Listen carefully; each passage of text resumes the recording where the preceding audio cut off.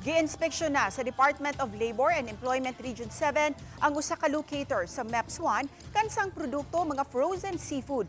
Nunot sa reklamo sa kapin 200 ka mga agency workers ni ini nga kalit lang silang gitaktak sa trabaho. Samtang mihatag usabog assistance ang Lapu-Lapu City LGU ngadto sa mga apektadong trabahante. Ang detalye sa live report ni Luan Merundina. May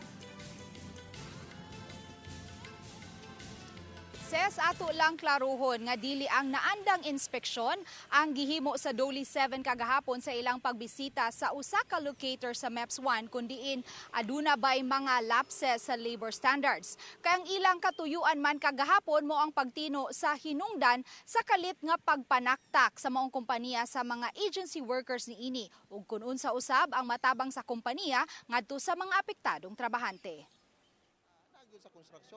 Gikonfirmar ni Doli 7 Regional Director Attorney Roy Buenafe nga nahinabi nila kagahapon atol sa ilang gihimong inspeksyon ang management sa naasoing kompanya ug ang mga manpower agency nga mo'y naghupot sa mga apektadong trabahante.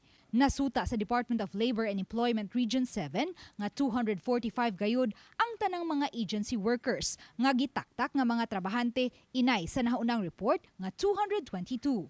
Matod ni Attorney Buenafe, gipakanaugan og polisiya sa Estados Unidos ang maong kompanya sa mga gipang-export ni ini nga mga crab meat ug nasutang non-compliant kini sa standard sa Estados Unidos. Any countries nga nag-export or export og seafood product nato sa US nga they have to comply this policy of the US in terms of how they catch, how they manage the marine environment.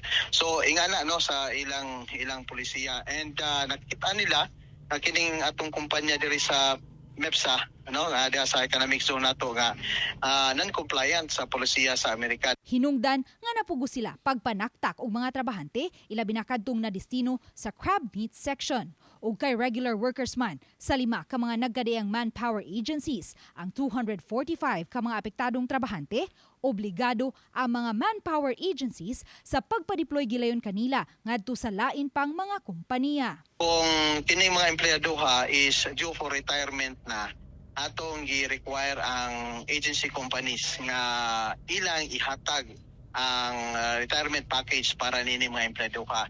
Number 2 is that kung need na nga i-separate nila, they have also to pay the separation pay once and for all. Aron nga makamove on ang empleyado.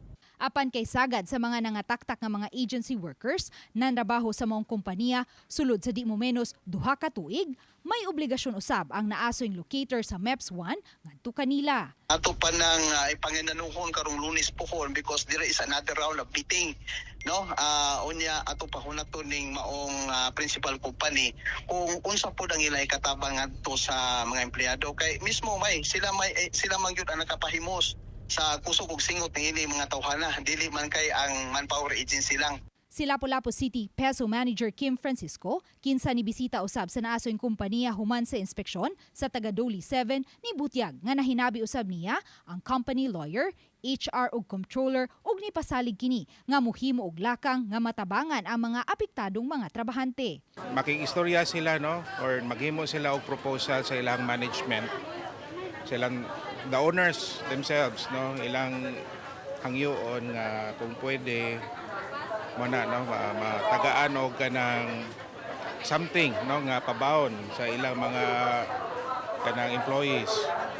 Then hopefully maka-feedback sila sa ilahang response sa ilahang top management within this week. Kaganiha nang apod-apod ang Lapu-Lapu City Government og tag-5 ka kilong bugas ngadto sa 110 ka mga agency workers nga mga taga Lapu-Lapu City. Si Mayor Cindy King Chan nipasabot kun nganong dili tanang agency workers nga nawad anong trabaho ang mahatagan nila og tag-5 ka kilong bugas. On our initiative, naghatag ta sa riders, sa habal-habal. So daghan kita gitagaan manggod sad. So ato sa priority ang ato ang mga constituents. Isip dugang abag, may kawani usab sa City Social Welfare and Development Office nga nipasabot sa mga apektadong trabahante sa Sustainable Livelihood Program nga mamahimo nilang ma-avail. Naatay ang atong mga kuanis naatay 5,000 nya depende po na siya ma'am sa assessment po sa ato ang mga social workers. Kaya ato pa man na silang i-assess kung napagyoy need no nga madugangan. So ato na siyang mapangitaan pud og paagi. Ses, nasayran usab sa Doli 7 nga adunay nay 40 to 60 ka mga agency workers nga lakip sa mga nataktak sa trabaho ang nakatrabaho na karon ngadto sa laing kompanya. Samtang padayon usab nga nitanyag og dugang tabang ang Doli 7 niadto mga wa pa nakatrabaho pinaagi sa ilahang skills training with pay o baka community program pinaagi sa tupad og livelihood program alang ni adtong gusto na lang usab magnegosyo. Ses? Dagang salamat, Luan May Rondina.